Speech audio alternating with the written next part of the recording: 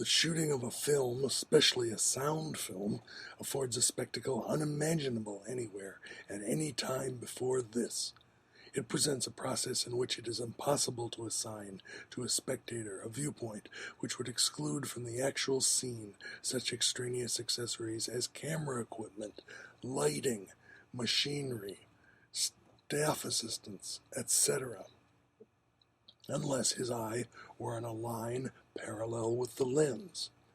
This circumstance, more than any other, renders superficial and insignificant any possible similarity between a scene in the studio and one on the stage. In the theater, one is well aware of the place from which the play cannot immediately be detected as illusionary. There is no such place for the movie scene that is being shot. Its illusionary nature is that of the second degree, the result of cutting. That is to say, in the studio, the mechanical equipment is penetrated so deeply into reality that its pure aspect, freed from the foreign substance of equipment, is the result of a special procedure, namely the shooting by the specially adjusted camera and the mounting of the shot together with other similar ones. The equipment-free aspect of reality here has become the height of artifice. The sight of immediate reality has become an orchid in the land of technology. Even more revealing is the comparison of these circumstances, which differ so much from those of the theater, with the situation in painting. Here the question is, how does the cameraman compare with the painter? To answer this, we take recourse to an analogy with surgical operation. The surgeon represents the polar opposite of the magician.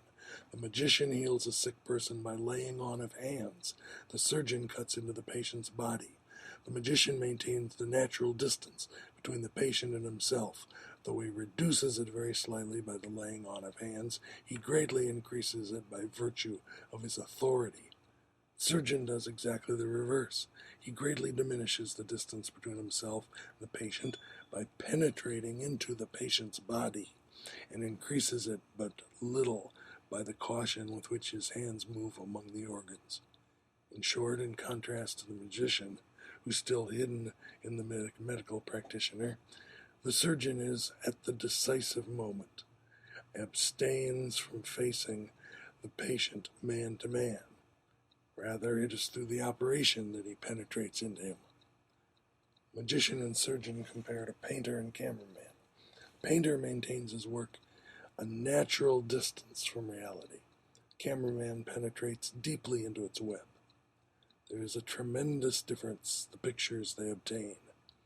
That of the painter is a total one. That of the cameraman consists of multiple fragments, which are assembled under a new law. Thus, for contemporary man, the representation of reality by the film is incomparably more significant than that of the painter, since it offers precisely because of the thoroughgoing permeation of reality with mechanical equipment, an aspect of reality which is free of all equipment. And that is what one is entitled to ask from a work of art.